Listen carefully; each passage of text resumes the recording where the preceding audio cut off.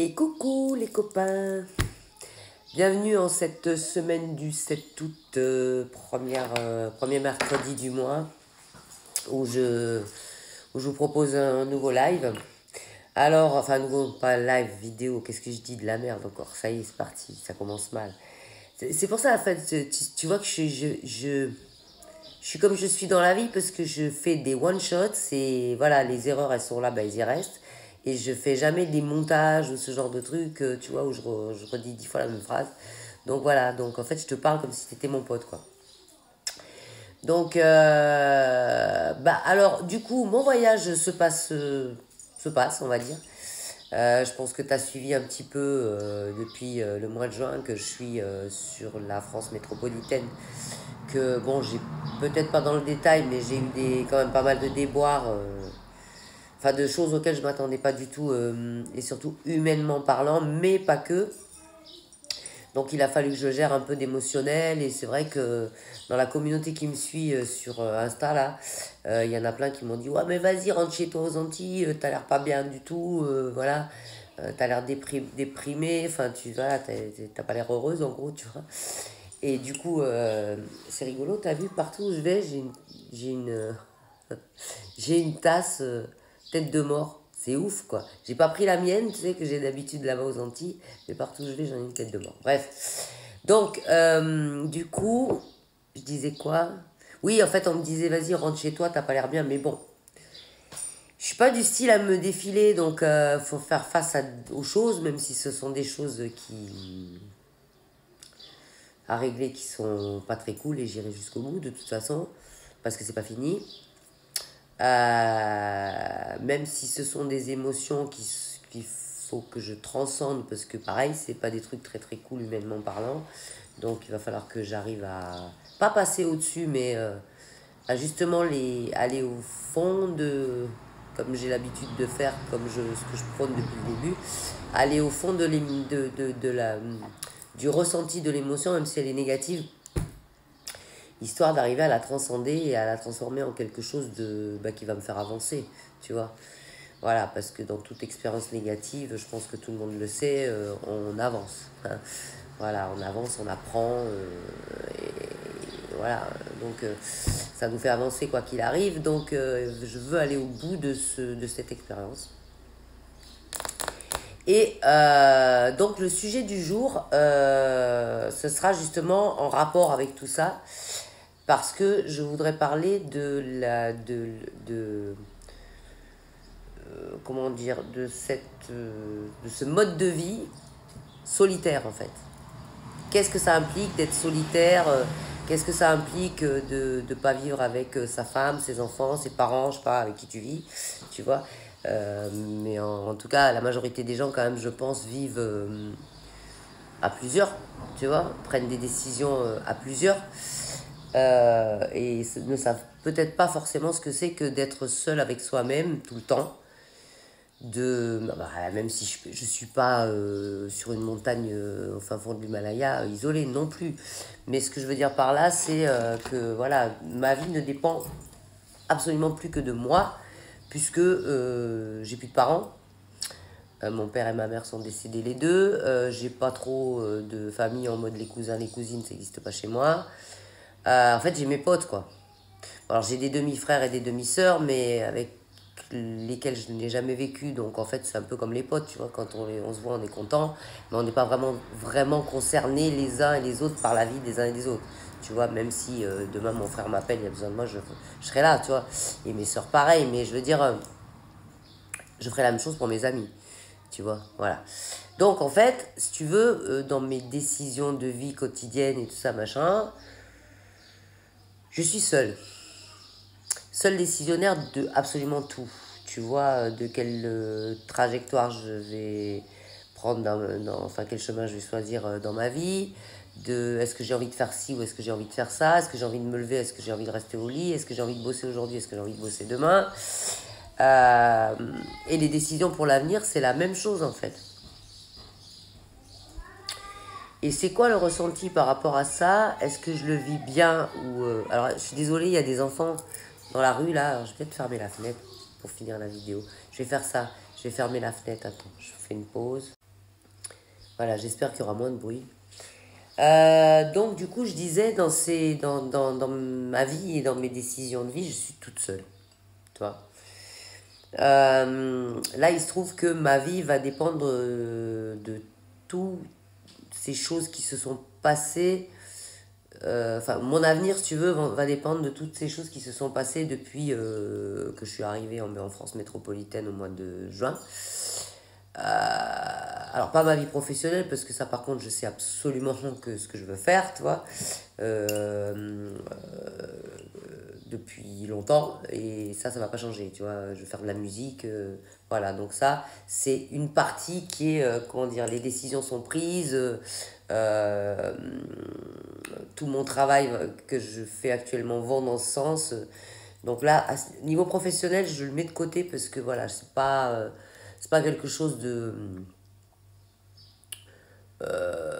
Maintenant que j'ai décidé d'attendre, d'arrêter enfin, maintenant que j'ai décidé d'arrêter d'attendre, pas d'attendre, d'arrêter, mais d'arrêter d'attendre après des musiciens, eh ben j'ai pu à revenir là-dessus, je sais, c'est quelque chose qui est réglé dans ma tête. C'est juste après une question de créativité, matériel, bon sens, enfin tout ça. Par contre, où je vais me poser, comment je vais vivre, etc., machin, c'est encore en suspens et ça dépend encore justement de pas mal de paramètres extérieurs, tu vois, et qui impliquent forcément des interactions humaines en fait, tu vois, de gens qui sont impliqués dans ma vie par rapport à des choses matérielles ou peut-être même des choses sentimentales, hein, parce que j'ai quand même un fils aussi, et pas que. Donc voilà. Alors, bien évidemment que mes décisions vont dépendre de comment moi je me sens, ce que moi j'ai envie de vivre en priorité. Donc c'est quoi l'avantage là-dedans en fait? Bah, c'est que quelque part, si tu tiens compte quand même qu'on est dans un monde où il y a pas mal comment dire, de choses liberticides, que ce soit les lois, les obligations sociétales, etc., etc., tes obligations de payer ci ou ça, tes obligations ne serait-ce qu'une obligation d'avoir un passeport, tu vois, c'est con, mais voilà. Mais, donc t'es pas complètement libre de chez libre, tu vois, dans ta vie. Mais c'est quand même un symbole pour moi de liberté, de plus être attaché aux, aux avis des uns et des autres avec qui je partagerai potentiellement ma vie, quoi, tu vois. Donc c'est vrai que c'est pour ça que moi, ben mon célibat, je veux dire, il me pèse pas loin de là, tu vois ce que je veux dire. Est-ce que cette liberté d'agir, de penser, même de m'habiller, quoi, je veux dire, tu vois, des fois quand t'as un mec, il est là à te dire, ah mais j'ai pas trop envie que tu mettes ça, c'est trop voyant, ou je sais pas quoi, nanana, tu vois. Bon, tu vas le faire pour lui faire plaisir, mais en fait, de base, t'avais envie de mettre cette tenue. Ben, il y en a plein qui, enfin voilà, qui le font par amour. Mais bon, moi j'estime quand même que quelqu'un, s'il est amoureux de toi, il n'a pas à te demander de changer ce que tu es, qui tu es, tes ressentis, et te voilà. Donc c'est pour ça que je pense que si un jour je me remets avec quelqu'un, il faudra quand même que le man il prenne en compte tous ces paramètres, que non, tu me feras pas changer ma tenue vestimentaire ou ma coiffure ou je sais pas quoi, parce que toi, tu estimes que c'est pas dans ta vision des choses, quoi, tu vois. Donc voilà. Euh, du coup, ouais, alors, comme je dis, on dépend toujours de la décision fin, de la société, de plein de trucs, mais c'est quand même une putain de liberté qui, moi, m'a aidé à déjà ne plus être anxiogène par rapport à la solitude. Parce que tout faire seul, et ben, quand tu es habitué à faire tout à deux, ça peut te créer des peurs, en fait, encore une fois, des peurs irrationnelles. Bon, alors là, je vois que c'est presque la fin de mon tournage. Du coup, je pause et je reviens pour la suite de la deuxième partie de la vidéo d'aujourd'hui. Ok, la suite. Alors, je disais donc tout faire tout seul. et ben ça t'évite d'avoir la peur irrationnelle de te planter, de machin, parce que surtout si t'es habitué enfin, moi, je sais que les grandes décisions de ma vie, en général, j'étais avec mes gars, quoi, tu vois, enfin, les gars avec qui j'étais dans ma vie. Et donc, du coup, c'est des grosses décisions comme ça, genre le changement de vie. À part ma décision d'être nomade, que j'ai choisie suite à une rupture, mais, enfin, enfin, plus ou moins, quoi. Mais sinon, moi, les grosses décisions de ma vie, ça a été pris à deux, quoi, tu vois, le père de mon fils, nani, nana, bon, voilà. Et là, en fait, le fait de décider mes affaires seul, et de voir que bah, finalement c'est pas pire quoi, ça m'enlève quand même aussi encore pas mal de peurs irrationnelles qu'on a dans la vie. Tu sais, cette espèce de peur de la solitude, cette espèce de peur de ouais mais moi je veux pas finir seul, cette espèce de, tu vois, ça c'est dû à quoi? C'est dû à un manque de confiance en toi-même en fait. Parce que pourquoi des décisions qui seraient prises à deux seraient meilleures que si c'est toi qui la prends? Après tout, c'est toi qui vis ta vie, donc c'est toi qui tu te connais mieux que l'autre te connaît. Donc, quand tu vas prendre une décision, elle a plus de chances d'être conforme à tes attentes, à tes goûts, à ta façon de voir les choses, que si tu la prends avec quelqu'un qui est quelqu'un d'autre, de toute façon, donc forcément différent de toi, toi. Donc voilà, tout ça, moi, ça m'a aidé à réaliser, enfin, la solitude m'a aidé à réaliser tout ça, qu'en fait, non, mon célibat, ma solitude, même si tu vois, là par exemple, je suis en métropole, je vois plein de gens. Tu vois, j'arrête pas de voir des gens, j'arrête pas de voir des anciens potes. Un coup, je suis chez l'un, un coup, je suis chez l'autre. Là, tu vois, là en ce moment, je suis chez une de mes amies, Zaza, enfin, c'est ma sœur. Enfin, je veux dire, c'est quelqu'un avec qui, une des personnes avec qui je me sens le mieux, tu vois. Donc, voilà, j'en ai plein comme ça, mais je veux dire, enfin, j'en ai pas des tonnes non plus, mais j'en ai d'autres comme ça, mais je veux dire, Zaza, voilà, et j'adore les gens, et j'adore partager un peu de leur quotidien, de leur vie, machin et tout ça, mais quelque part, en vrai, sinon, dans ma vie, je suis seul, quoi. Je veux dire, tu vois, mes prises de décision, mes prises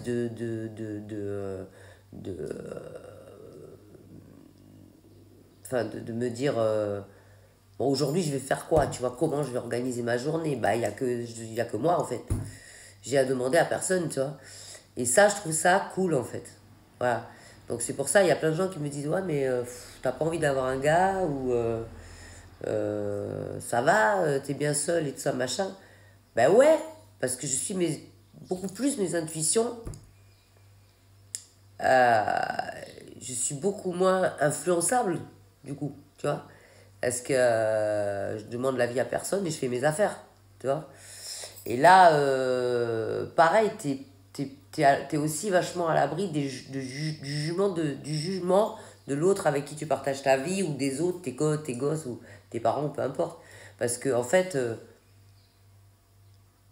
avant, tu vois, moi, j'étais quelqu'un qui avait du mal à changer d'avis quand j'avais pris une décision. C'était en mode, ouais, code d'honneur, vas-y, j'ai pris cette décision-là, je peux pas changer parce que sinon j'ai passé pour une couille molle. Et pourquoi?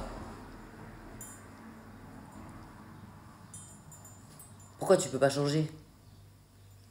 Je veux dire, il y a un proverbe qui dit, bon après j'aime pas trop les proverbes, mais il y a que les cons qui changent pas d'avis. Je veux dire, si entre le moment où tu as pris une décision et le moment où cette décision que tu as prise, tu dois l'appliquer, il y a peut-être des paramètres qui sont greffés qui font en sorte que ouais, tu as le droit de changer d'avis en fait. Tu vois. Voilà, moi je veux dire, quand je suis partie d'ici de la métropole, il y a plus de 7 ans, j'avais dit à tous mes potes, ouais, ben c'est décidé, je veux vivre en Guadeloupe, je ne changerai pas d'avis, je serai bien là-bas. Pendant des années, j'étais bien là-bas et je voulais pas changer d'avis. Enfin, j'étais bien.